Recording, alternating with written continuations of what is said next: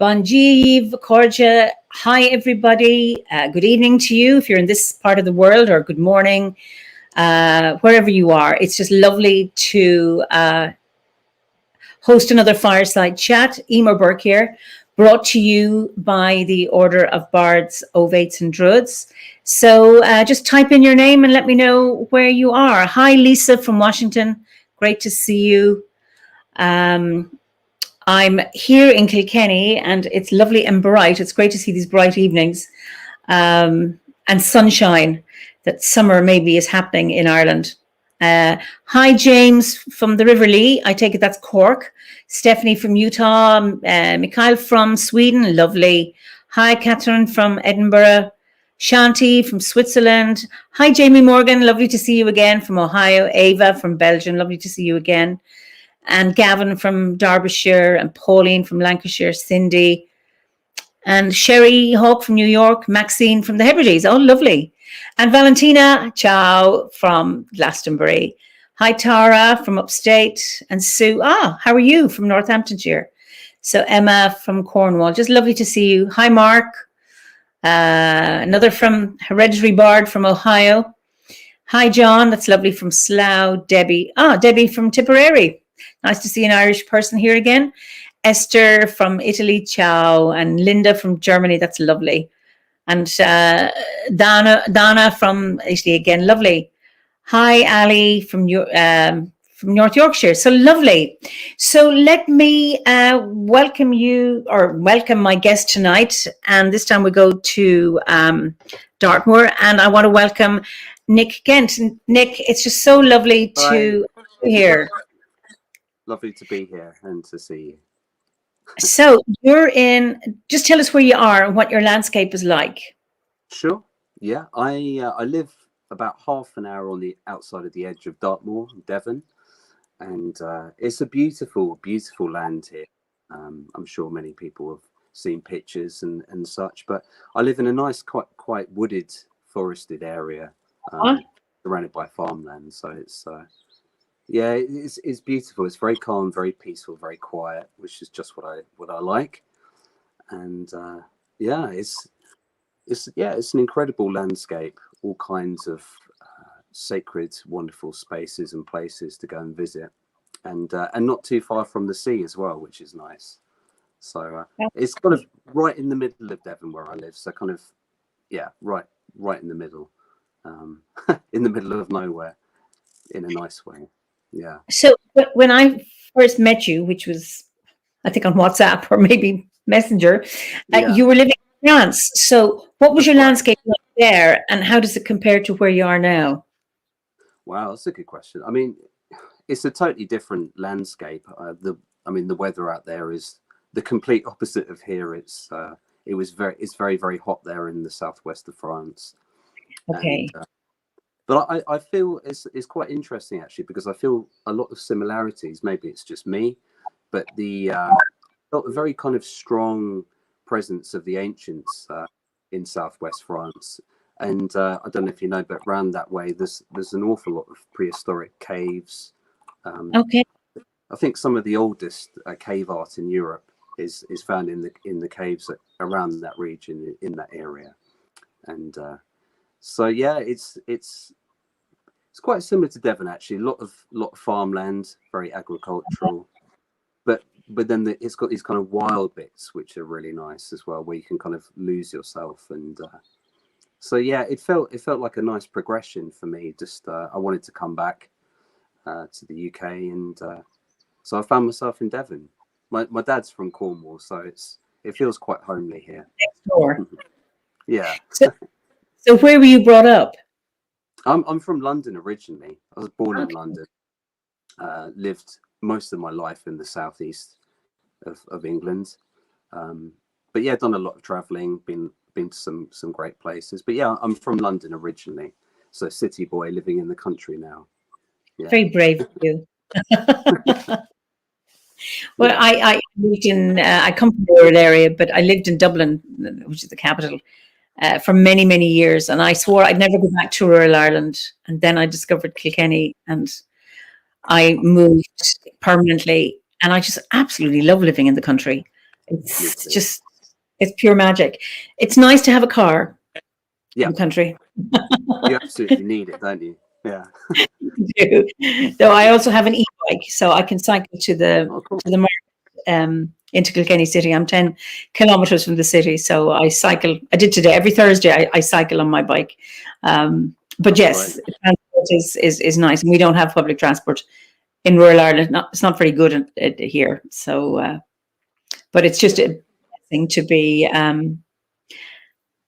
living where I am, and I'm just looking at the evening sun shining in my garden, and it's just beautiful. So, yeah.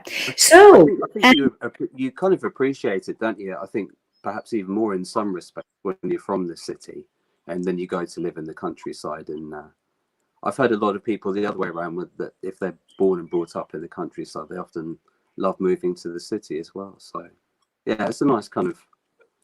Yeah. That was me. I just thought I'd never get out of rural Ireland because I didn't have a car, and to get to the capital, and what I loved was actually the anonymity of a city, because living in a small where everybody knows each other. Yeah. And I remember it's just, I'm free and nobody knows what I'm doing, and it's wonderful. And then when I moved here back down to Kilkenny, and I remember the first time when I went into a shop, somebody said, "Hello, Eimear." And I was delighted that I was recognized. And I thought, actually, that is something I had missed that I didn't have in the city. And I actually like it. I'm now old enough, I don't care what people think of me. So I'm not so worried about what the neighbors think. But it was just lovely to be recognized. Yeah, totally. Yeah.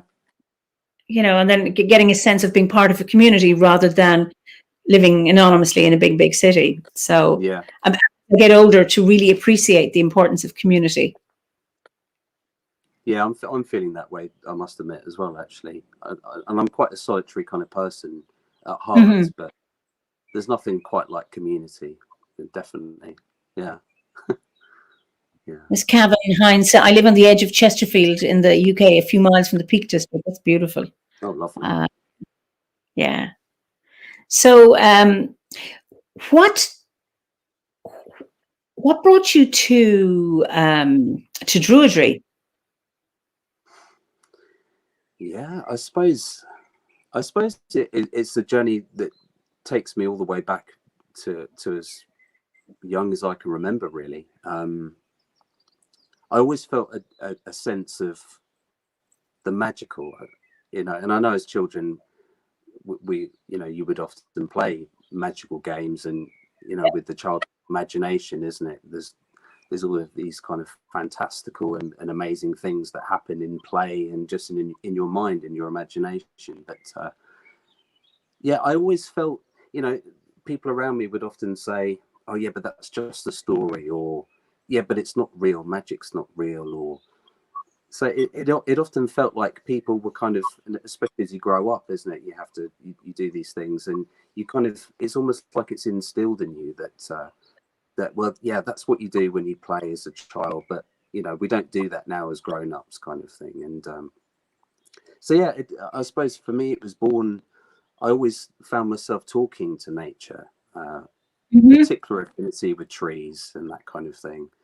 But yeah, so just this kind of this sense of opening up a conversation with the universe, with nature, and always a fascination with wizards. I used to like dressing up as a wizard, and play kind of magical games. So then, as I kind of progressed, as I grew up and started writing songs and engaging with the love of sound and with music and with just the creative arts, yeah, for me, these ideas that perhaps I had when I was younger started taking shape. And for me, with my journey with sound in particular, my entry into kind of communion with trees, with the energy of the universe, yeah, really kind of kicked off. And I found an outlet for it where I could express these kind of thoughts, these feelings, and kind of explore it through sound as well. So yeah, I very reluctantly became a member of the order. I've always had a kind of what's the word? I've never liked joining things or feeling. I used to kind of really feed into wanting to be solitary and no, I do this all by myself. But so I joined it purposely for that reason, because I wanted to meet my own resistance to that.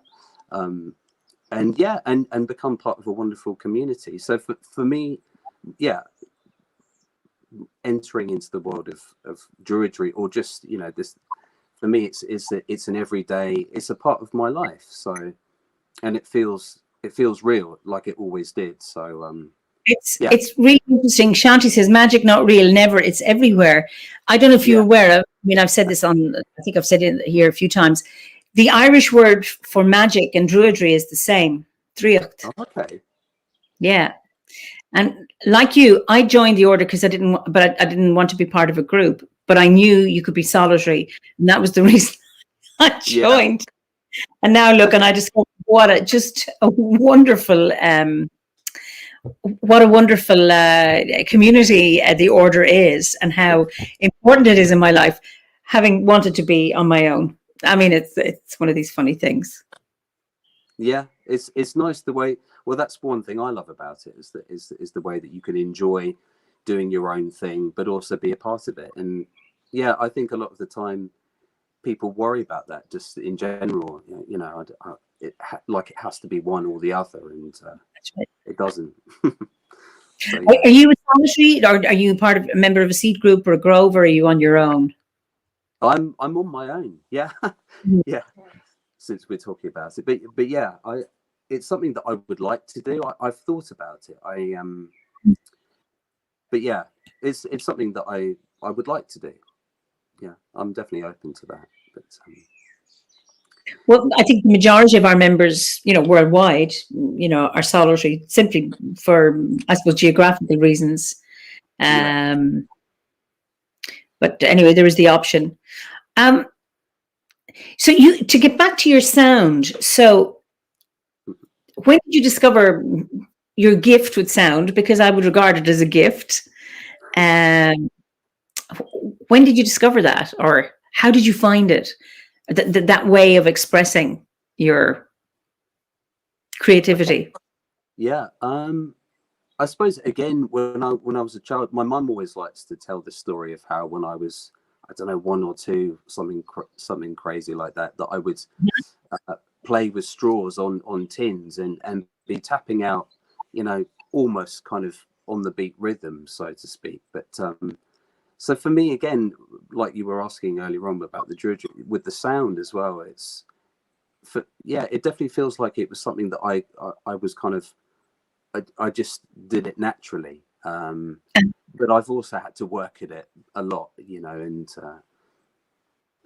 but yeah, I started playing the flute. I was classically trained when I was 6 on the flute. Yeah, I used to play in little orchestras, and that kind of thing. And do you still play?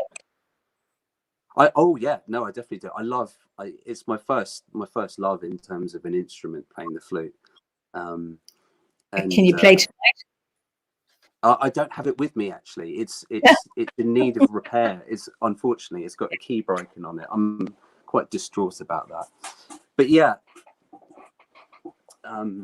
so yeah, the journey with sound is a kind of lifelong, ever evolving journey of beauty and mystery for me. But yeah, you know, as soon as I started writing songs, that's when it really kind of evolved, from going from playing a piece of sheet music, so someone telling you what to play, and then just this kind of realizing, oh, you know, I can decide what I want to play. I can express myself like this.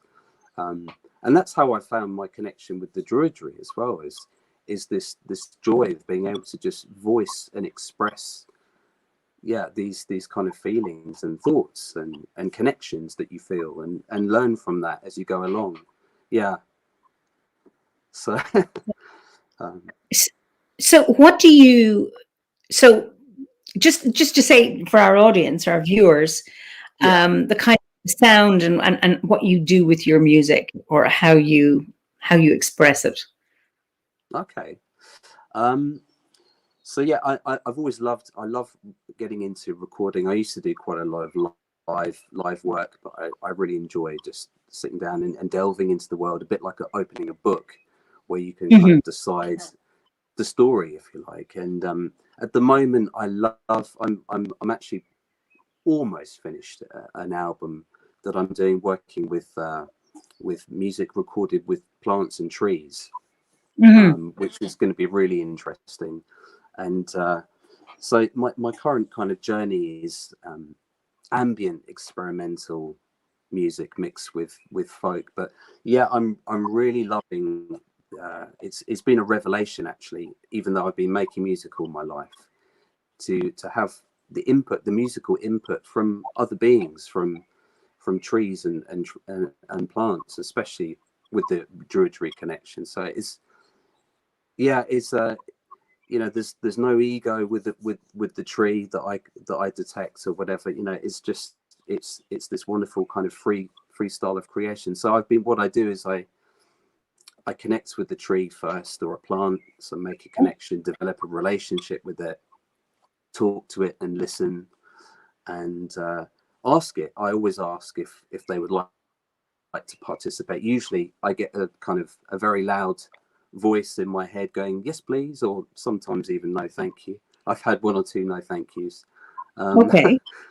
And you Yeah, listened. but yeah, but so I kind of I will what it is I connect electrodes to so they pick up the electro signals that are coming from the plants, and then that gets converted into MIDI information, so like sounds that I can record, and then so I create this kind of background of sound using the plant or the tree, and then I add my kind of based on. So it's like a conversation like we're having now. It's someone makes a sound and you listen, and then you think, okay, then I have this to say, or then I would like to say this, musically, obviously.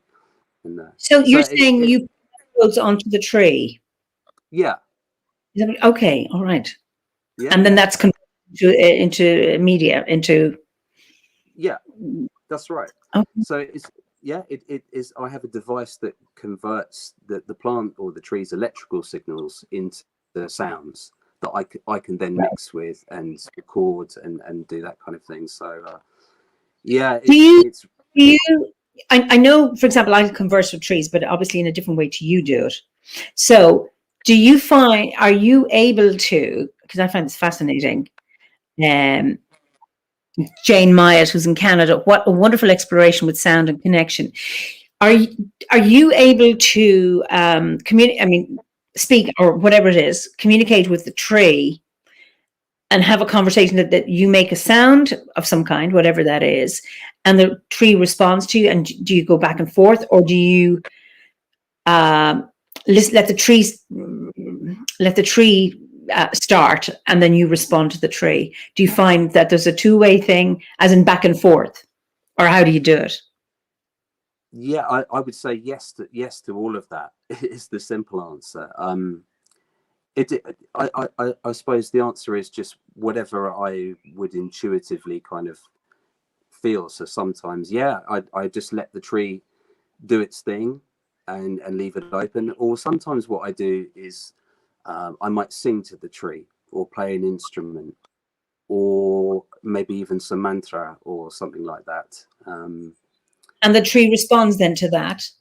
Yeah, yeah, and the interesting thing as well is that the more of a relationship or a rapport, if you like, you develop with the plant or the tree, the more, I suppose, like even like human musicians, the more you kind of jam and you lock into that vibe or that groove, the easier it all becomes. And but it's all very telepathic for sure. Which for me, I personally, that's how I regard human plant communication anyway, largely. I mean, obviously there's much more than that, but for me it takes place on a very kind of, on a telepathic, like musicians that are well rehearsed together, they often speak of a telepathy when they're playing with one another. So for me, I just regard the tree as another musician, basically. Some of them seem Beautiful. to enjoy it more than others as well. It's interesting. Because what I have done is I'm sitting beside a tree and then I sing, or the tree inspires me to sing. So it's almost like the song of the tree. I'm just fascinated that you can actually. So this is what I think the tree is saying. Okay, so I'm interpreting it, but the idea that you're actually able to translate the electromagnetic signals and make sound. I'm going to sneeze. Excuse me. Apologies for that. I find that fascinating, and how nature can respond. I remember for 20 years, every year I went to Tanzania teaching, and I took my family. And I remember it was a few years I took my harp. I had a small harp with me, and I remember sitting one night on the veranda, and I played a riff. Now it was dark; all the birds around is asleep, and this bird responded. And then I did it again and it responded. And I did it again and it responded. And then I left it for about 10 minutes. And I came back again at it and it responded. And I was just feeling all over. And that wonderful experience that actually, and I wasn't imagining this. No, that's right. That's right. The bird responded. I was absolutely blown away. And I'm just fascinated with this ability to communicate like that and create music with nature. It's wonderful. It is absolutely beautiful. And I mean, the other way I liked it. I mean, I come at it sometimes from a different angle as well. Is some of the work that I do. Well, if I go into the forest and perhaps I'm meditating with some trees, I'm sitting in the forest. Or just in meditation, wherever I might find myself to be. I have had some enjoyable experiences with what feels like receiving bits of music from the plants or the trees, like kind of plant songs, and just it was difficult for me at first, in just kind of letting go of your mind enough to relax into it, so that you can hear. So you kind of calm the chatter of your own thoughts, isn't it? Enough so that you can potentially receive, or what you perceive to, these kind of plant songs. So yeah, there's so much to explore with it all. And I think I think people have been doing these kind of experimental bits of music using electronics and plants going back to the 60s or the 70s, or perhaps even earlier. But now the technology is there, that there's a lot of, there's significant amounts of research that are taking place that are really fascinating. And so it is nice to feel part of that, or even in my own little way, just having fun and like you were saying, making music with the trees and with nature. I've been wanting to stop you, but you're fascinating. You're getting darker and darker. I can hardly see you. Oh, can you put a light on? Oh, now we have better. Some people are saying that your volume is low. I hear you perfectly. Okay. Some people find I'm too loud and you're too quiet, and others are okay with it. So I'll put the microphone a little closer. Okay. So for those who found a difference, can you just type in whether it's improved? So hopefully that's better. Okay, somebody, Eimear, she's reading a book. This is just interesting around connection. Reading the Oak Papers right now, James Canton, a long-term relationship with a single 800-year-old oak tree. Wonderful book about the tree's personality and energy. Do you have? That sounds great. Are there particular trees? Like, do you go back to the same trees? Do you like to say, okay, I know I do great work with this tree and this other tree doesn't, or what do you do?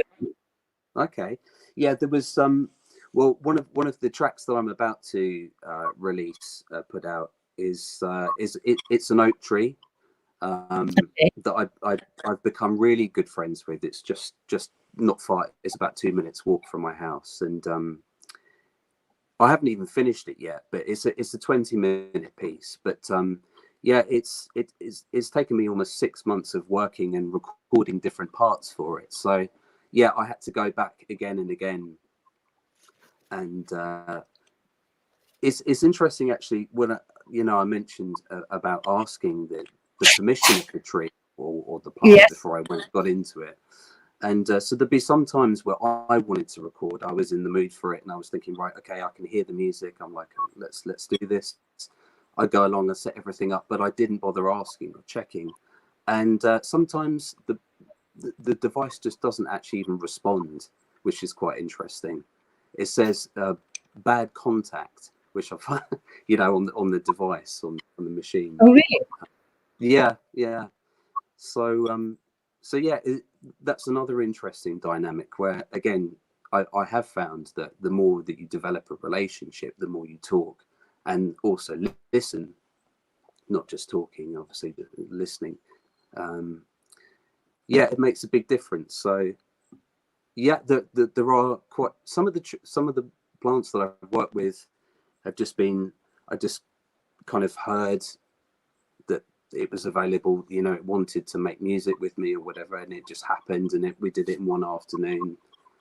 And then, like I said, with the oak tree, with some of these other ones, an ongoing process. Yeah. Okay. Are you familiar with Alex Metcalf's work? This is Brian. He says he records the sound of inside the tree, and you can also listen live with devices he's made, and you can hear all sorts of amazing sounds and rhythms. Oh, I don't know if. I haven't heard of. No, I haven't heard of his work actually. I'll And have to check that. she's put up treelistening.co.uk. Oh, fabulous. So, so it's okay. So somebody says Crystal Oak. We have an oak tree outside our back door, and I'm trying to work with. Our backyard has many different types of trees. It's a work in progress, and it's an interesting one because around relationship. Because I can't see why trees are any different to humans. Well, sorry, it's a bit arrogant of me to think why trees are any different to humans, but that like humans, we have relationships with some and not so others, and we have resonances with people and not with others. And it's the same. And like trees will resonate with you, and others will not want you to engage with them. That it's a really, really lovely one. Jolene says definitely different vibes with different trees, like rolls with us, granddad, mother vibrations, etc. Joke vibes, supportive, loving, cleansing, magical. I think it's just lovely to see the comments from the viewers in terms of their relationship with trees. Yeah.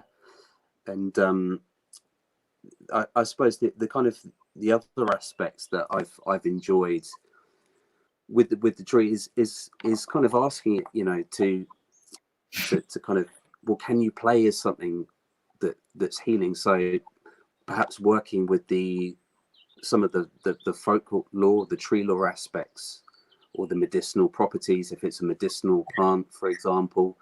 So it's been quite interesting.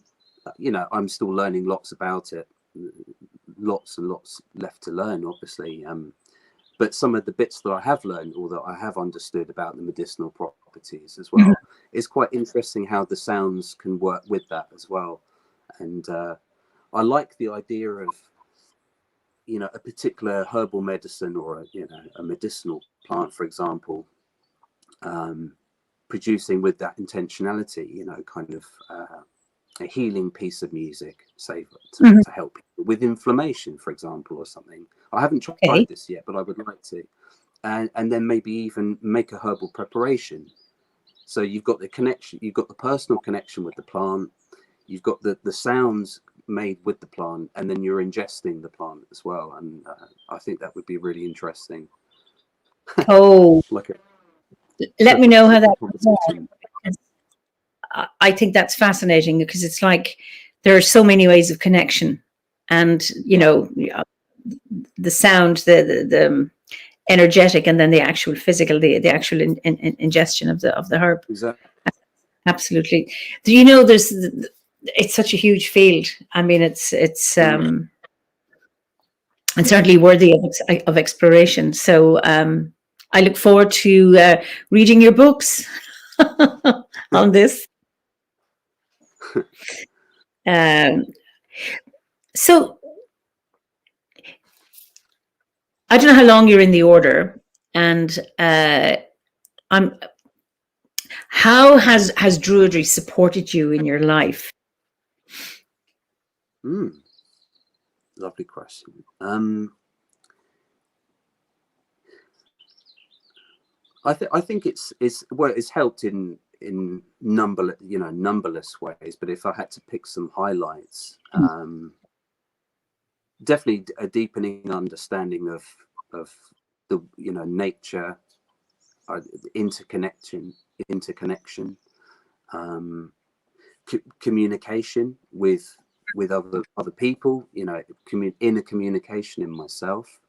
One of the things that I found I really enjoyed was some of the light body work, and the working with the energy body, and I've been doing energy work since I was in my teens. I started doing qigong and that kind of thing, but I always wanted to kind of fuse into something a bit more, I don't know, Druidry flavored, if you like, for want of a better phrase. So I found, beginning with the bardic work, and just working through the course, the OBOD course. I just love it. It's so it's really helped me kind of open up and trust my intuition more. Always with a healthy, hopefully, or as healthy a dose of discernment as I can muster, because it's not necessarily to be trusted blindly. Intuition, but but that for me was a big one.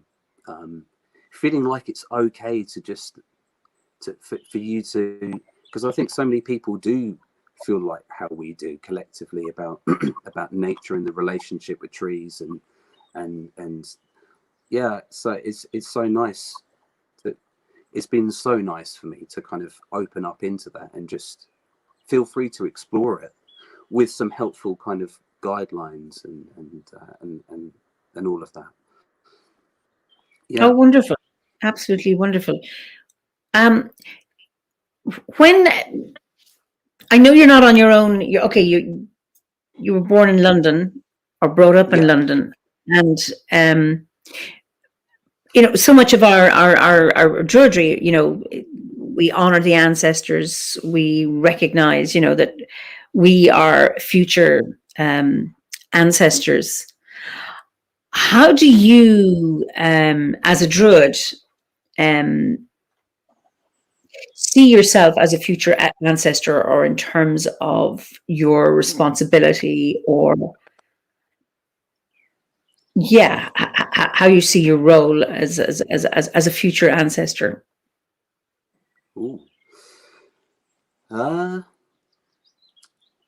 I suppose I feel very much like it's a collective kind of journey. I suppose I don't give that much thought to my own kind of individual kind of impact, or but I suppose it's just, if there's one thing that I would love to inspire, it's to have more people around the world connecting with the rest of the world. So getting out of our human construct as much as we can, or kind of expanding our human construct to much more include connection with the universe, with our world, with all the other beings that we share this space with. And so that I would say would be something that I would love to see kind of grow more and more into the future. I think it's something we really need right now. I mean, the world is an absolute mess in many respects, There's a lot of beauty, a lot of deep beauty going on. But yeah, you know, to heal the damage that we've been doing to the planet, I think that's a great way forward. Yeah, the path of Druidry, the connection with nature, for me is is the number one of the most important things we can do going forward. And you're also a teacher, aren't you? I mean, do you teach? Do you teach? I know you. Do you teach qigong, or you teach sound meditation? Is this something you teach? As I say, spread this this awareness, or these exercises or techniques that people can do. Yeah, I teach groups and one-to-one people online. I haven't been doing it since with all of the pandemic, physically with people, but yeah, I teach. And I mean, I like to, it's not just the sound, it's mainly the sounds. I'm very interested in Tibetan Buddhism, Vajrayana, certain tantric Buddhism, and in particular the use of mantra, so sacred sounds, chants, that kind of thing. So that's my main speciality is using the instrument of the voice for transformation. And yeah, I do include energy for various different energy practices. There's one that I'm trying to, or I've been working on for a little while, which is I always wanted to come up with my own series of kind of energetic practices, because it's one thing to learn. It's great to learn from others, obviously, and beautiful, but I've always kind of felt this desire to kind of create my own healing system, using kind of sounds and like mudras, like energetic gestures inspired by the trees. Okay. So a kind of Druidry based qigong, if you like, or my own version of that. Beautiful. So yeah, I've only done about three trees currently. There are 2 in the pipeline, but when I moved from France, I lost connection with those particular trees, you know, in the physical sense. So I've kind of put it to one side, but that's what I do. Yeah, I just do general healing work, sound healing, that kind of thing. Yeah. We talked about you doing a chant. Given that you're talking about sound healing, we'd like to try now. Hopefully the sound will be okay. Okay. Yeah, sure. Okay, so we could well, I thought, okay, well, something quite nice and a really simple basic sound would be to use the seed syllable sound of ah, just an a, like that. And in the Tibetan system, it's connected with the space element. So for me, the sound is about, you know, when we relax into a space or a place, we're like, when we sit in a comfortable chair, it's like and also, so it's an opening of space sounds, so it creates spaciousness, but it also kind of opens the heart, because in a lot of cultures and languages, you know, that's beautiful. So it's a kind of a heart, a loving sound as well. So that's the idea behind the sound is for creating spaciousness through which the heart can kind of grow. And so yeah, I'll if people want to feel like joining in, it's nice to kind of visualize that as you're making the sound. So you kind of breathe in, feel with the breath the kind of sense of the heart, and in the mind a sense of spaciousness kind of opening, and then that's expressed with the sound as you exhale. All right.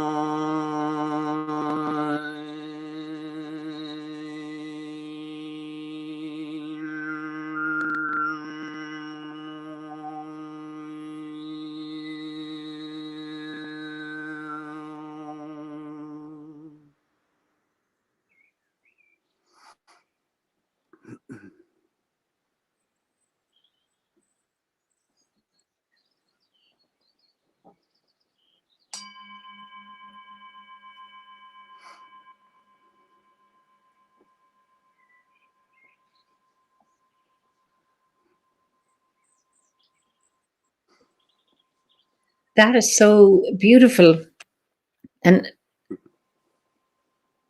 something very, very. I could really feel. Oh God, that was like a balm. And then when you finished at the very end, then there's this loud silence. When you've chanted or there's something, you hear that beautiful silence, and then the bird song. I don't know if our viewers can All right. can can hear the bird song. It was like I became so much more aware of the birds in your Yeah, I coming in. forget they're there half the time. Yeah. Absolutely beautiful. That was just beautiful. Just Thank you. uh, Well, that's nice. I mean, it's a beautiful sound, and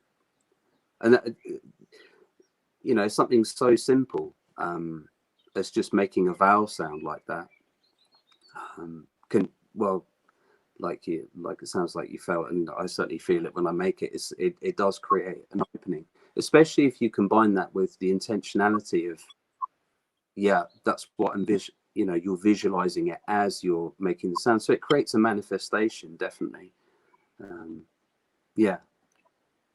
and I mean, it's beautiful, even in this medium, that it still comes across, and that was just so lovely to hear that, because you said you do sound healing online, yeah, or do you do it online? Yeah, I've found, for me, I mean, it's more fun, it's more enjoyable to do it with people, having Absolutely. physical connection with people. But I mean, in my humble understandings, I don't see distance as a barrier for Hmm. the flow of energy. So yeah, I think if you're feeling it, you're able to send it through down the wire, if you like. Definitely, yeah. Yeah. Philip has shot across. That was so comforting. Thank you, Nick. Um, yeah, and it was. I could feel that. It was just absolutely beautiful. So thank you so much. No, my pleasure. No, so I'm glad. If I just enjoy doing it, so if it helps people in any way, then then that's perfect. Lovely. One question I ask: do you have a daily practice? And I imagine yes, you do. But anyway, what kind of a daily practice do you have? It varies. It depends on how I feel. Mm-hmm. What I did, I can be quite chaotic. I'm very kind of spontaneous, so I find discipline in all its forms difficult. So Mm-hmm. I kind of, a little while back, I thought, well, as I learn new things as well and practice them, you often find, oh yeah, I want to do that. Oh, and I want to do this, and then before you know it, you've got like a whole bank of stuff that then starts to become almost not stressful, but kind of, well, yeah, but how do I fit all of this in? So I write out a list for a daily practice with some kind of options where I can alternate. But the main ones, I do various different mantra. Mm-hmm. I There's one of my favorite practices actually is the five from the Tibetan system, which it's the five elements, mudra and mantra. So you have a sound, which R is the first one, funny enough, for the space element, and then you have energetic gestures. So you bring your you bring the physical body into it as well, which for me is a key.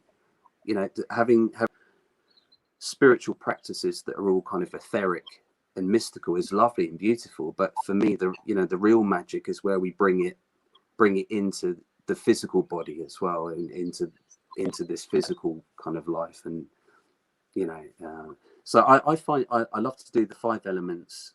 They're called the 5 element seed syllables. So there's 5 sounds for each element, 5 gestures. So I do that.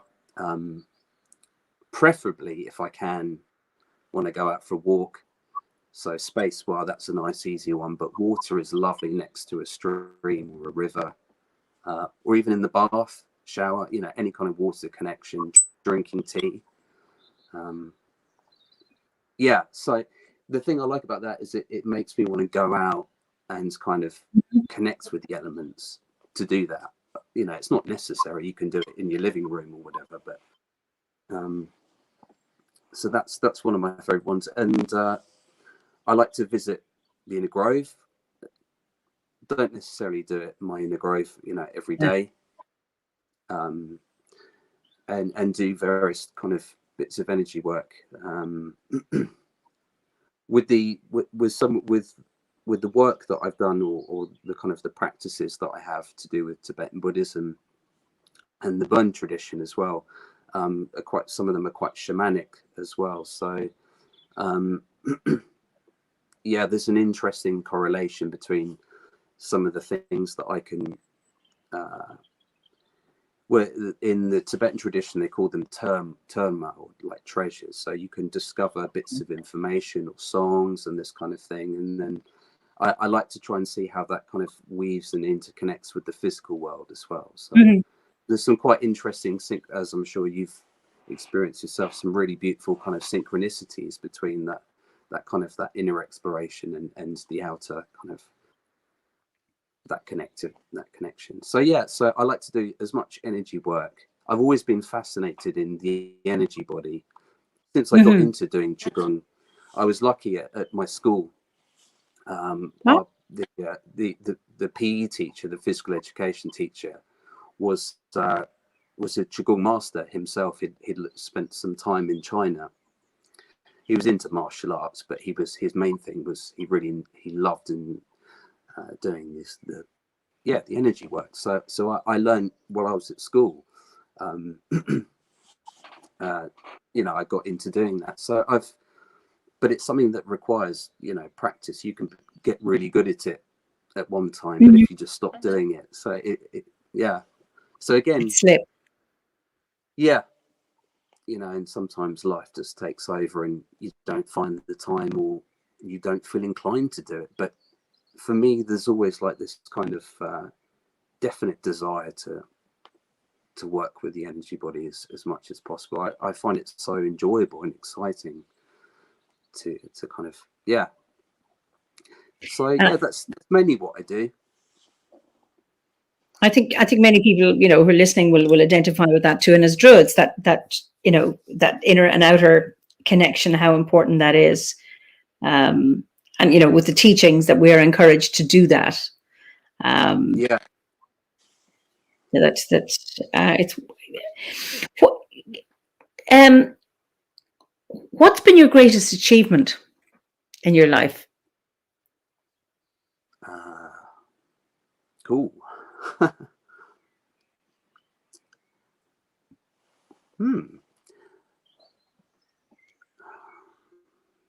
I don't know if I could. Well, becoming a parent was, I don't know if I would call that an achievement necessarily, but that's definitely perhaps the thing that I'm the most happy about. That having 2 wonderful children. But outside of that, probably on a personal level, just putting together my debut album that I did back in 2014, which when I was going through quite a difficult time in my life. I was going through a divorce, actually, as it goes, and working full time in an office job, doing the 9-to-5 thing with young children, and but I managed to avert myself away from a kind of a path of self-destruction and kind of put it into doing this thing that I really wanted to do. Ever since I was a teenager, I wanted to do an album of my songs and that kind of thing. So yeah, I did it entirely online, and there were about 30 different people from around this is I suppose back in 2014. Online music making wasn't much of a thing, so yeah, that was a real achievement for me, you know, putting that together. 19 track. It took me almost 4 years to do it as well. I almost gave up quite a few times. So you completed it in 2014. Does that mean you started it in 2010? And you did all your recording online? Yeah, so I recorded the basic tracks myself. I laid down whatever I could, and then I would go online and go in search. Quite intuitively, actually, were the best ways that it seemed to happen. You know, if I could hear a particular sound or a particular instrument, I'd go in search of, and just allowing yourself to kind of find intuitively, you know, a cello player, for example. And that was another kind of thing that kind of slowly got me moving towards Druidry and this kind of, these beautiful kind of synchronicities, just realizing the power of just letting go and just allowing yourself to find your way, and to connect and to do that as a way of connecting and with others, not just kind of your own achievements, but as a way of communication as well. So yeah, so I'd connect with someone, ask them, you know, tell them about the project and say, you know, I can't pay. Well, that was the other thing. I couldn't pay anyone. I didn't have any money. So trying to find people, it was wonderful, actually. It was a really kind of, it really restored my belief in humanity as well as on that kind of creative level anyway. It's just the amount of people that were actually up for just playing on it, knowing that they were never going to get paid. Yeah. And a lot of them were skint like I was as well, you know, so it wasn't even necessarily like a, you know, they had to get beyond any kind of reluctance. And but yeah, so people would record things, send them back to me, I'll download it and then mix it, produce it and mix it. And yeah, it was so much fun, but it taught me a lot, on all kinds of levels. So that was definitely an achievement for me. And you've recorded the Awen, haven't you? I did a recording of it. Yeah. Is that available for people to hear? I know I have it someplace, but that is available. Yeah, it's so maybe afterwards put it into the chat for people to might want to hear it. All of the music I got around the kind of time that I was doing my debut as well, the debut album, was around the kind of time where the music industry started changing in line with the internet, basically. And people were torrenting music, and I've always liked the idea of sharing things freely. Anyway, so to cut a long story short, I've from the word go, I've been involved in the Creative Commons licensing for so all of the music that I release is free to download and to use non-commercially. If people want to use it commercially, they buy a license, but it's not very much. I mean, it depends on the project, but yeah. So it's almost like I like to think of it as like a kind of an honesty box business model, almost, you know, if you like. So, you know, if people want to buy it, lovely, you know, they can. But if people like it, but they don't want to buy it or they can't afford to buy it, then they can still have it anyway. And I love that personally. It works beautifully for me in terms of, so yeah, it's freely. You can just type in Awen, the Mind Orchestra, into your internet search engine, and usually one of the first things that pops up is one of the free download sites. It's called the Free Music Archive is one of them. That's quite a popular one. So yeah, anyone can download it. But of course, you know, if people do want to buy it, then they can. Yeah, I really enjoyed doing that recording. Actually, that was a lot of fun. Oh, wonderful. What's been your biggest challenge that you've overcome in your life? Biggest challenge. You've gone dark again. I don't know why, because obviously it's getting slowly darker and darker. I can put another light. Perfect. Lovely. There we go. Into challenge. Okay. Challenge. Overcome. Yeah. I would say definitely dealing with my own anger, so negative emotion. I went through a period, I don't know, in my kind of mid 20s to kind of up to about 31, something like that. Yeah, getting divorced was a part of that. That was a difficult time in itself, especially with children involved. It's always difficult anyway, isn't it? But yeah, it wasn't just because of that. I think, you know, that had the potential of being an excuse. And I think with the particularly with anger, I think that's something that I do, or used to do a lot anyway, was kind of finding an excuse for it. Oh, well, it's because someone said this. It's because, you know, that's going on in the world. That makes me angry. It's almost like outsourcing the responsibility for my own emotions on everything else but me. Yes. And then that just makes you more angry and more. So yeah, I'd say that was. It's not like I you know, of course I can still become angry at times, but I've managed to get it to a kind of level where I don't spend very much time angry anymore, and it's such joy.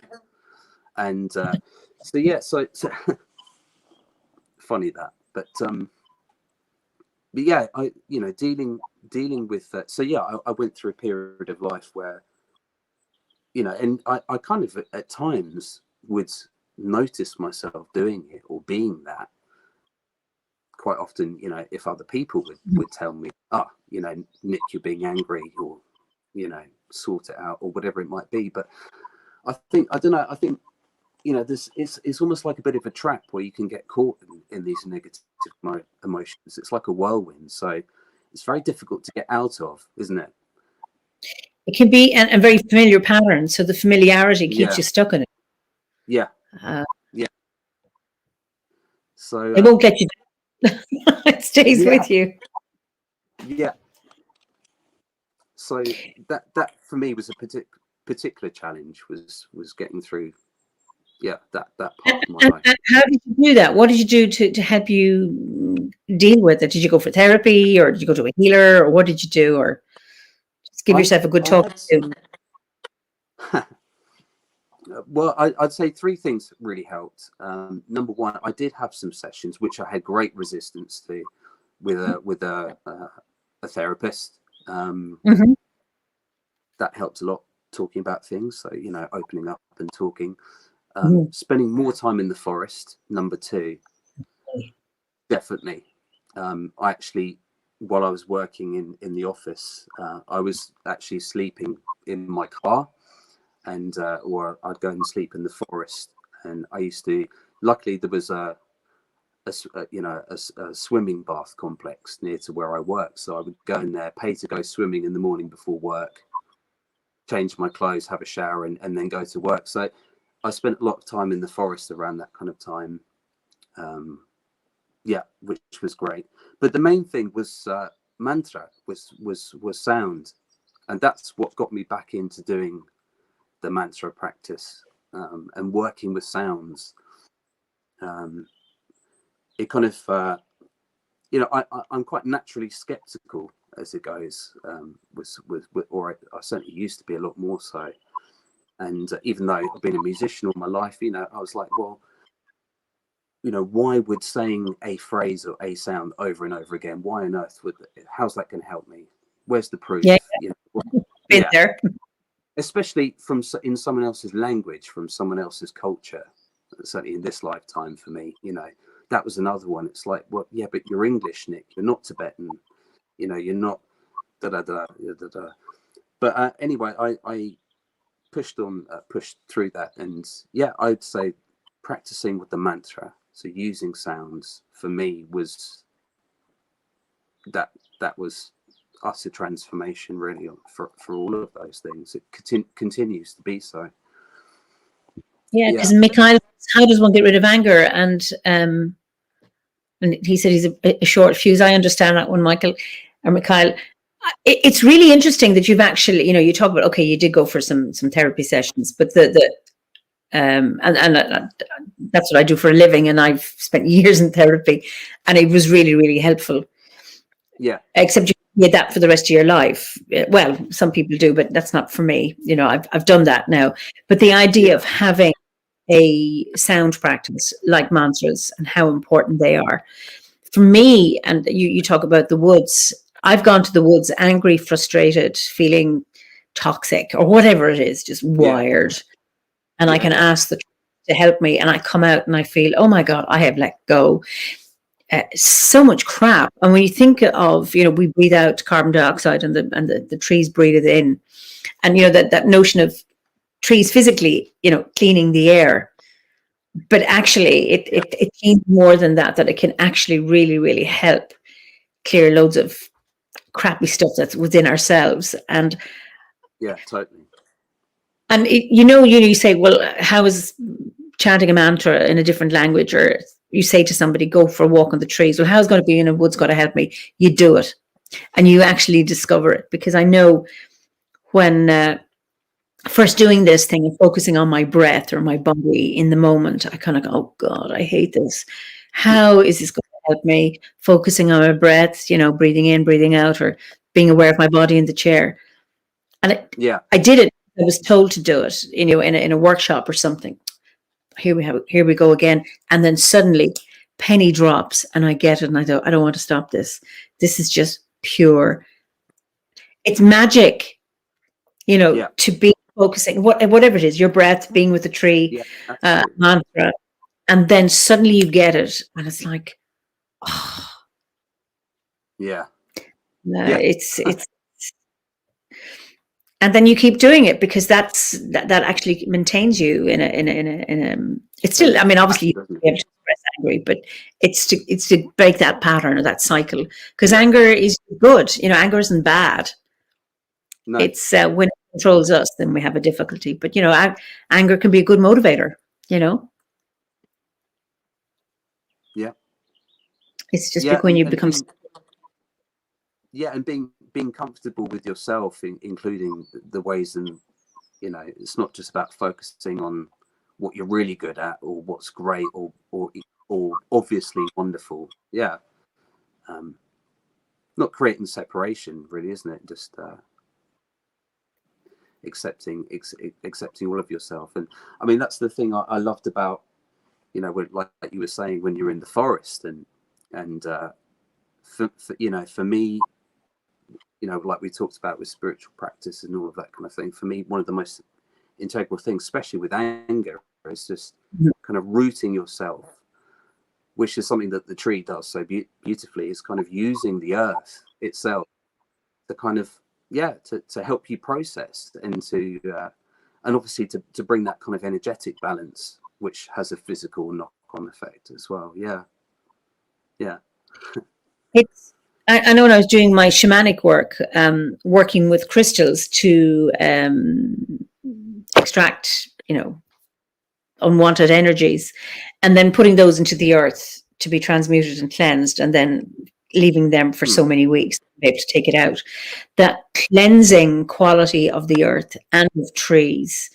You know, when we think of the earth and the nutrients it offers, you know, the plants, but also its ability to to cleanse, and or even if you lie on the earth and actually just say, just take this, and the power of that, it's absolutely. And as Druids, we have that. It's just out there. Just, well, actually, the earth is here wherever we are, but I think you can do it inside, but because we are always on the earth, but to be able to go out and lie on it, or to feel the bark of a tree, or sit with the tree your back or lie on the earth, is just pure magic. And it's wonderful that we have that, a resource that we have at our totally. I've I don't know, I'm sure you've heard of it. I don't know much about it, but I've always kind of sensed or felt it. But there's been some quite interesting research with this kind of grounding of energy by just, like you were saying, by walking on the earth. And you can do it inside, can't you? But sometimes if you have concrete or material in the way, can lessen the impact. But it's something we've always got access to, like you say, definitely. It was interesting on tardigrade. One of the biggest challenge I had was working with the earth element, which is the first one you work with, and I was really stuck. And then I was in a psychology workshop, and we were asked something clicked. We were asked to connect with the earth, and I got it. And then after that, I was away. I was able to do it. But there was something blocking me. And then once I had that door opened, or been given that key, whatever it is, I was able to flow. And that connection with the earth is just so magical. Yeah. No, definitely. I often, one of the ways that I when I do healing work with people, and I think that's quite common actually, is people, more often than not, out of all of the elements, the one that I find that people struggle with the most is often the earth element. And I often like to liken it with, when we talk about the energy body, and when a plug socket is safe, for example, when the electric, it has to be earthed to be safe and to be grounded, and to create that kind of balance connection, if you like, that's beneficial, so that we can use it safely. And for me, it's I like that kind of analogy with our energy body, in that, if we're earthed, we're grounded, then the energy is really good and balanced. Yeah.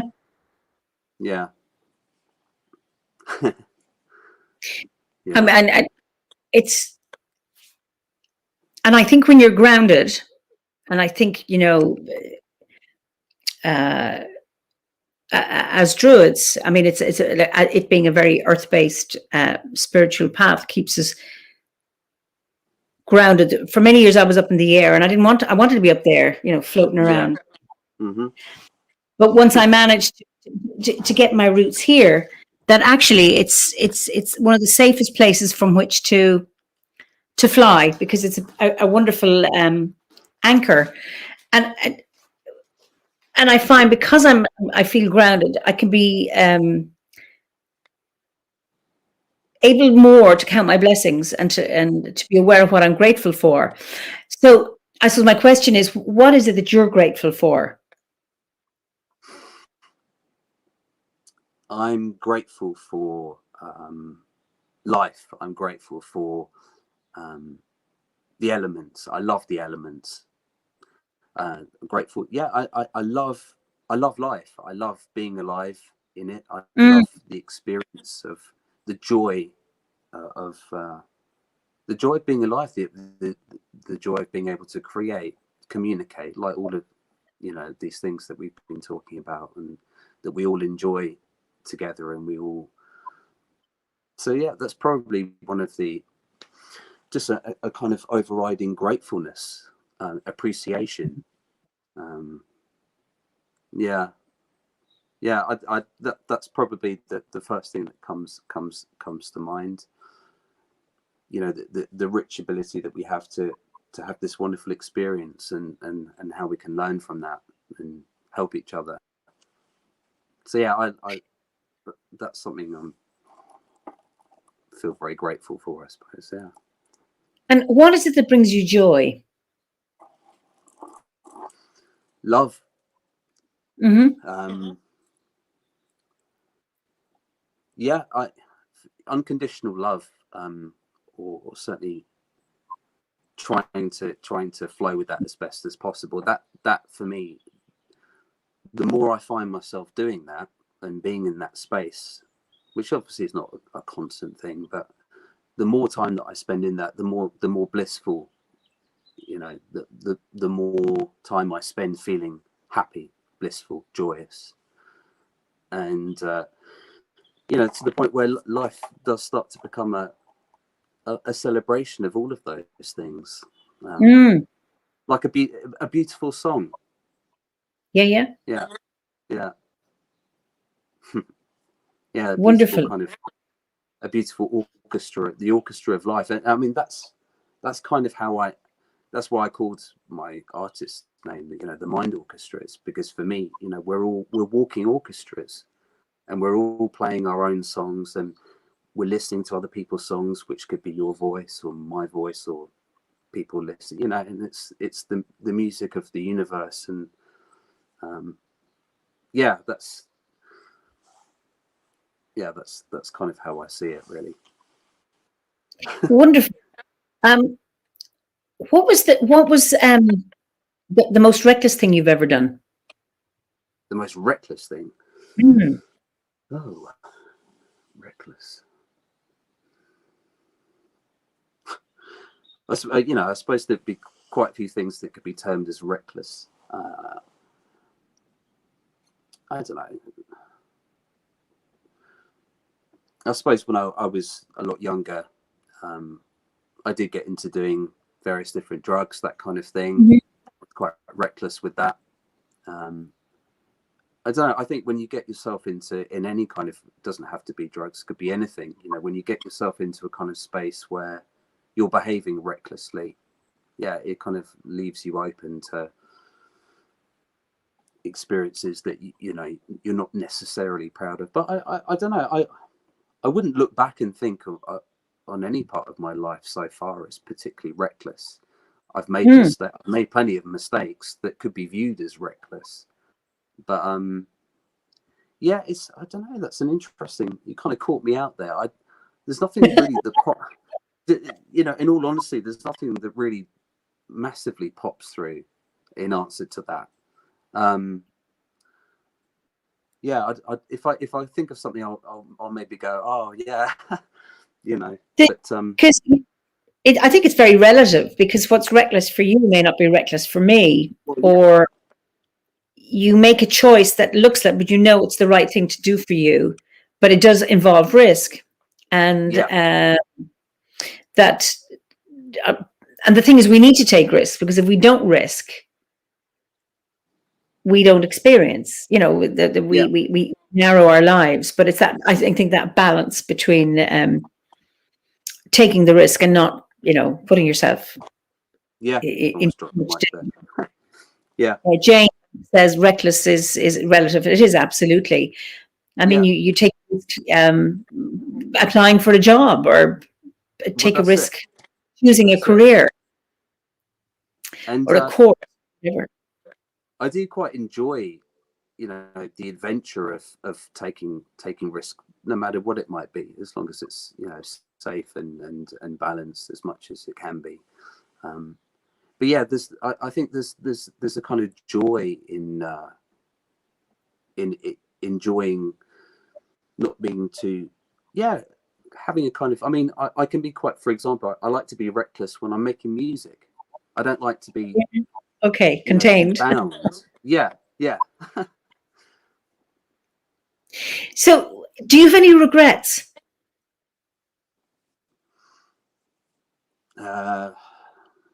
Regrets? Not really. There's a few aspects of a few choices I've made thus far that, yeah, could have easily and definitely been better. They could be, again, like we were saying with the recklessness, you know, yeah, they could be viewed as a form of regret. but only if they're played again and again, the kind of, because it's kind of been and gone. So unless I'm kind of referring back to that moment and going, oh well, why didn't I do that? And I could have done. I like to live as much as I can. I don't always manage to do it, but I like to live as much as I can in the present. So regret is no. I'm lucky to say I don't feel too many regrets so far. Made plenty of mistakes, but yeah, not regret is not something I try and associate with too much. Yeah, it's I mean, I think mistakes are wonderful. They can be painful, but you know, it's around the learning. And if you have a regret, then if there's a way of making amends for that, or remedying it in some way, and if not, then no.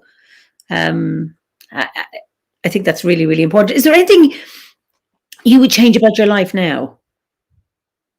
No. That's a great place to be.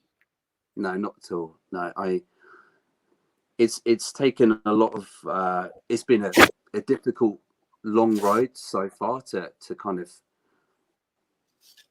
open myself up enough to my own experience and to the experiences for me to kind of, and to create, you know, a series of alignments where being able to say and answer in that kind of way is truthful or possible for me. But no, I wouldn't want to change anything.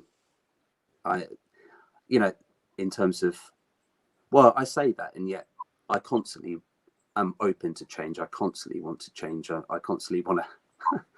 So I mean, and we're changing all the time anyway. So, but yeah, no. Yes, I mean, there's change occurring. I suppose the question, and we're evolving in terms of our lives. Yeah, and things happen. I suppose the question was, you know, is there, if you could, would you change it? And you've said no. But you know, no. You're on the whatever trajectory you're on. You're actually happy with that. Yeah, it feels like a good alignment to me. I feel, yeah, like I'm doing what I would like to be doing. What I suppose that the kind of the real barometer is the heart for me. It's that, does it feel true to the heart? You know, do you feel genuine in yourself, whole enough in yourself to be able to answer in such a way? So yeah, I feel lucky to be able to say yeah. One concern you have about the modern world. You said it was in a bad place earlier. I can't remember, that wasn't the exact phrase, but I think that's what you meant. So it was something like that. Yeah. One thing that deeply worries me is nanotechnology and the potential. Yeah, you know, nanotechnology use the dangerous or destructive uses for artificial intelligence, which, you know, nanotechnology is here. It's not going to go away. It's only going to be used more and more.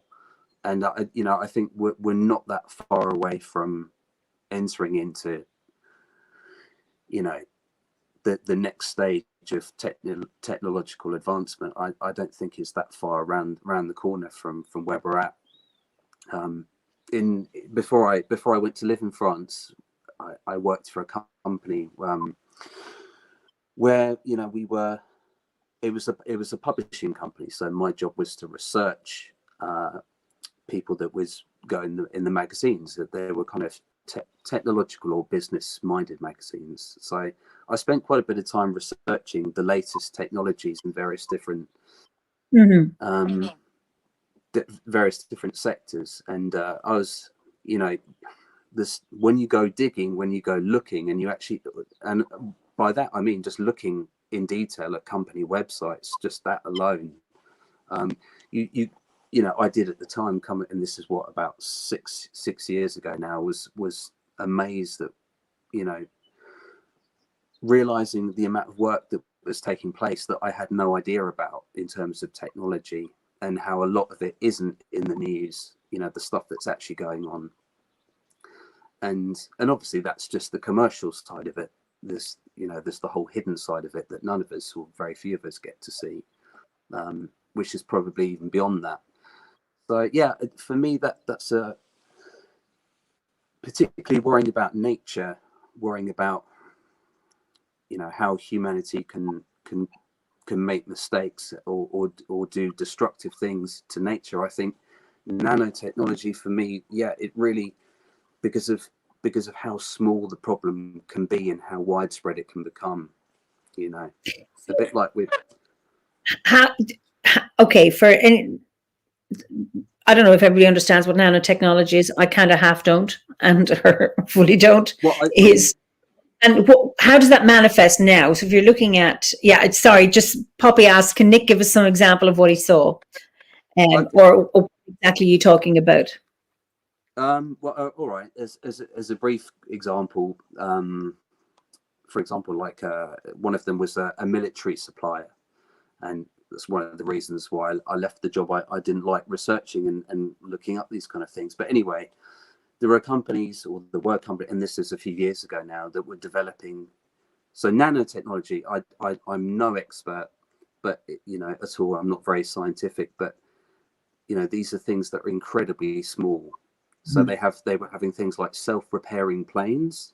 So say if a wing gets damaged, they're creating these technologies where the wing can actually repair itself using nanites, and obviously weaponized. So miniature, you know, we're talking about a swarm of. Sounds like I'm talking about apocalyptic things, but you know, these are very real dangers and things that as a druid, as someone that loves and cares about our planet, these kind of technologies being misused worries me, is one thing that definitely worries me about the future. How that, you know, how that can be utilized in agriculture. I mean, you know, we've already seen that some of the problems with GM crops, this kind of thing, with genetic modification. But when we start thinking about nanotechnology, there's too much to say about it really but for me, that's it in a nutshell. Is that's one of my biggest concerns. It's, you know, it strikes me with all the scientific advances that it comes with it a huge amount of hubris that, okay, we can invent this and then we can do that. Isn't it wonderful? I mean, just when you think of the platform that we're using now, and that we're feel so blessed that we have this technology during a time of pandemic, because had this been 30 years ago, how more isolated we would be in time of pandemic. Actually, there probably wouldn't have been there wouldn't have been a lockdown, because we wouldn't have been, the word wouldn't have gotten out easily, I think. But there's like, okay, we can mess up. Oh no, we'll just develop another thing, and then we can we can patch it up. I've seen this. I used to be a nurse, so you know, looking after patients with a particular chronic condition. So they're given X treatment that has certain side effects. No, we'll give another drug to counteract the side effects, and that constant playing catch up and forgetting that actually, hold on a second, whoa, put a stop to this. So,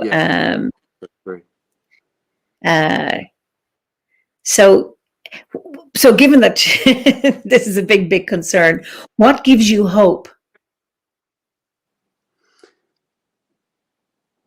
Lots of things give me hope. The better side of human community gives me hope. So, you know, the more people, I mean, it's one thing that I love about the internet, like you were just saying, you know, the ability for us to come together. And okay, you know, in some ways it creates a bit of physical separation. Maybe people are spending more time online instead of hanging out physically or whatever. But that aside, I see the ability for people to come together to make a different choice. And I mean, that's and that for me is one of the many beauties that, and the abilities that we all have, and collectively that has the potential to become really powerful. So our little community Druidry community, but the whole community. I feel a great deal of hope. I think more so than ever before, certainly in my lifetime, I see more and more people agreeing with the way forward, agreeing with or enough of a way forward to make it viable. New systems of new focuses, new attitudes, where we put happiness and wellness above profit, where we put the well-being of the planet. And that gives me a lot of hope, because I see that as totally doable, totally possible.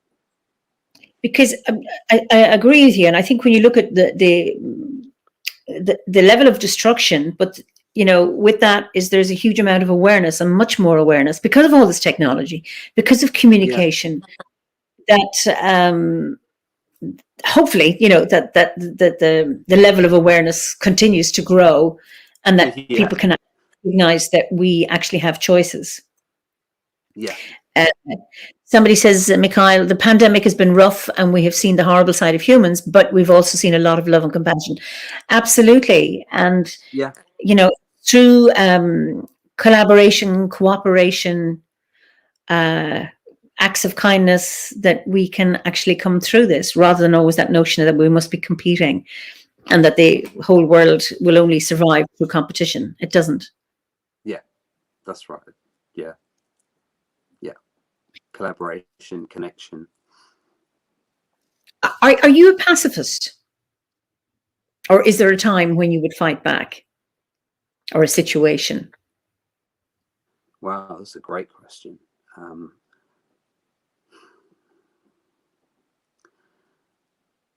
I believe, I do believe unconditional love and compassion should be at the core of everything that we try and do. Well, certainly that's how I try to live my life. As particularly interested in Buddhism, is a big part of my journey as well, and that's definitely at the core of that journey too. In terms of would I fight back, I could see a reality where there's a certain there might arise in my mind the necessity to fight back, albeit I don't know, the more time I spend not in that kind of angry, fighty kind of space, that the more it does the more it does. But I don't know, it would depend on the situation. If my country was invaded, or people were trying to hurt my family, then I would defend, perhaps even friends. I mean, but that's how it goes, isn't it? That's how we all get drawn into it all. But I wouldn't honestly be able to say that I would never take up arms. But it's not it would only be in the most extreme cases, and extremely reluctantly. And I don't know, maybe I wouldn't. Thankfully, I've never been in that position. And hopefully not. Is there anything you won't compromise on? Like, what in your life is not negotiable? You strike me as very reasonable. So well, that's really kind of you. I try to be. So what is, you say, like, this is my bottom line, I do not negotiate on this? Is there anything in your life, or what value have you that you will not negotiate, that you won't compromise on? No, I'd like to. Well, no, it's not. I'd like to. I actually feel always able to negotiate. I don't want to have bottom lines where I go, you've crossed my line. What is that line anyway? I understand, obviously, interpersonal dynamics, behaviors. We do need boundaries and this kind of thing. But in terms of my mind, in terms of my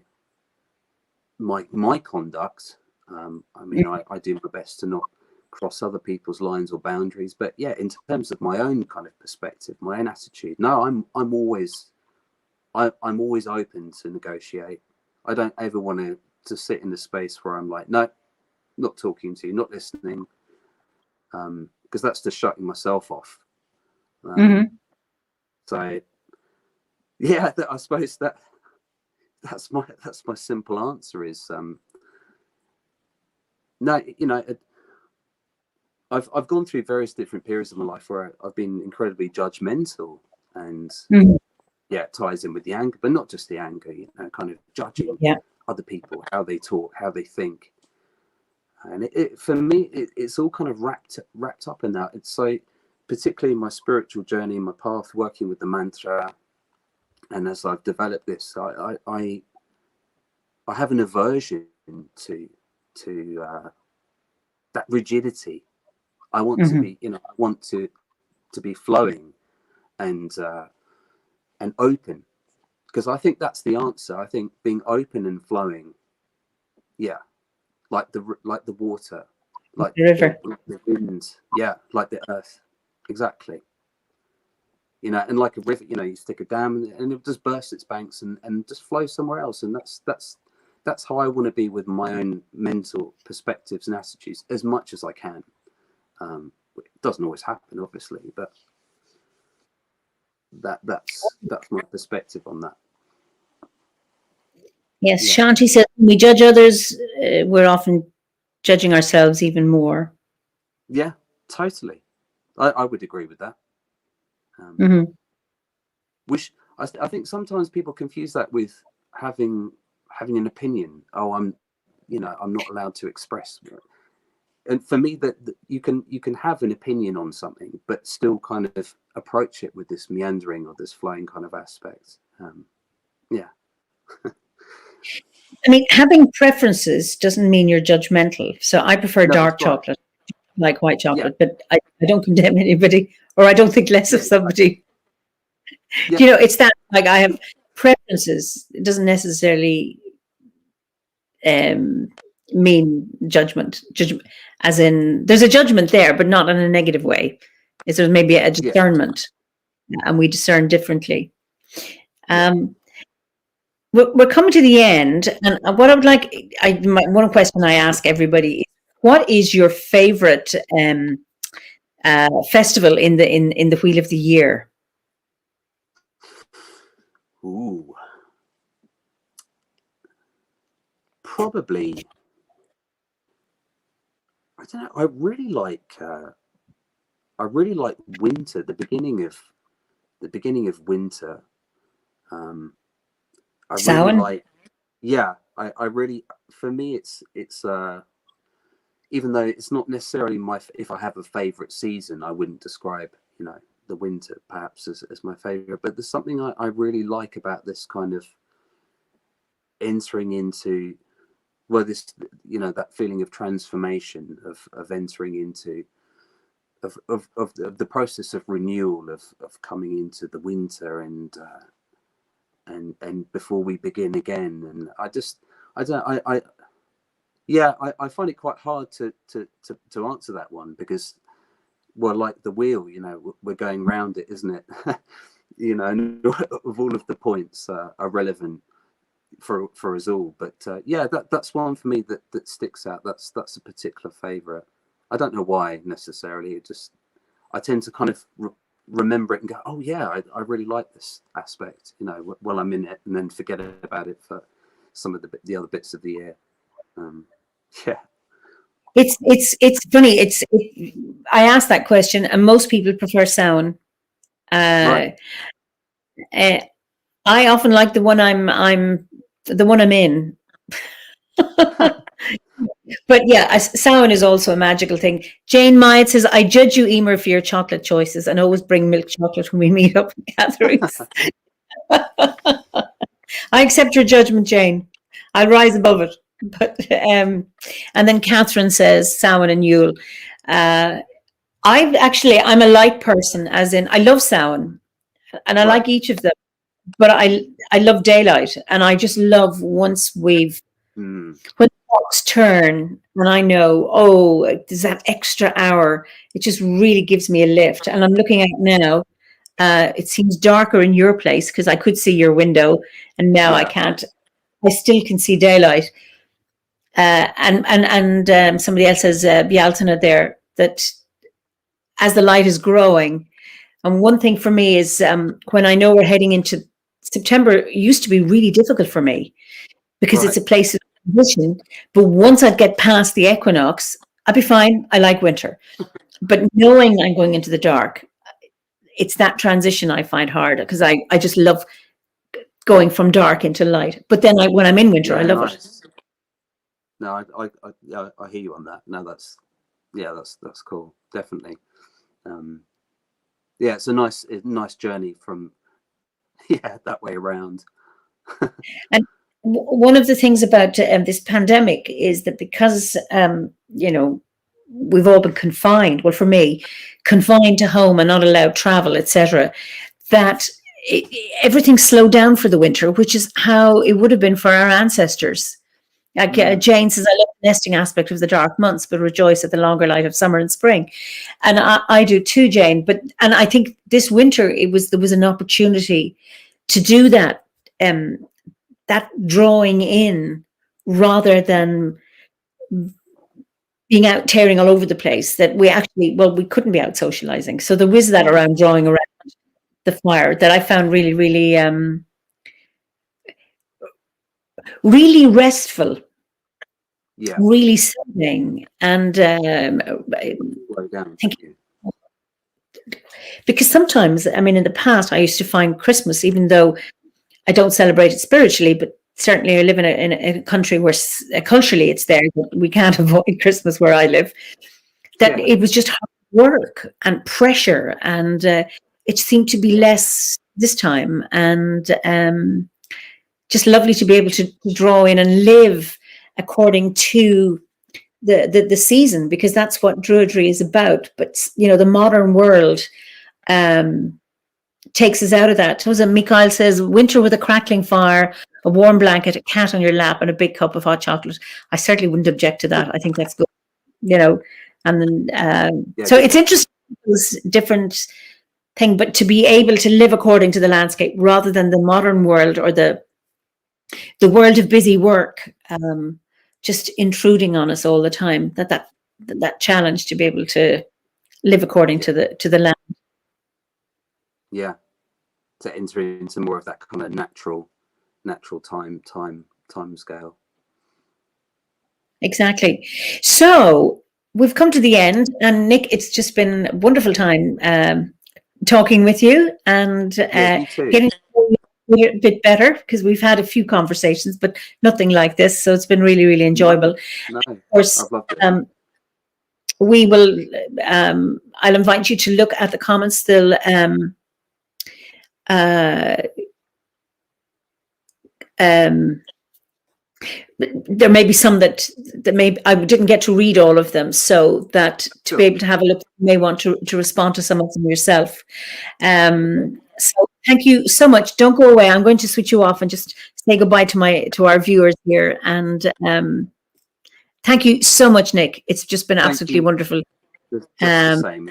Really enjoyed it. Yeah, okay. Lovely.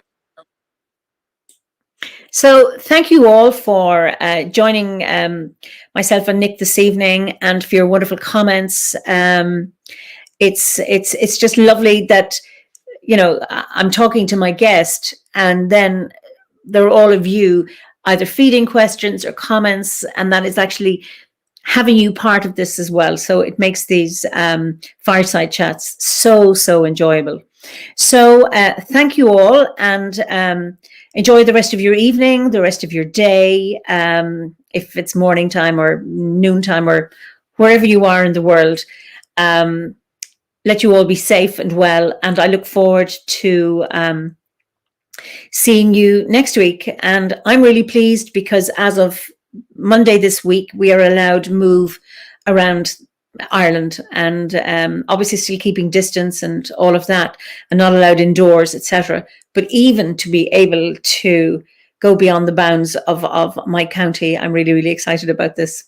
So hopefully, as we go on the next more weeks, that things begin to ease and we have less restrictions and a little bit more freedom to connect and to connect with each other physically. However, in the meantime, it's just so lovely to be able to connect with you online. That is really, really important. So it's been an absolute gift. So slán go fóill until I see you next week. So bye-bye for now.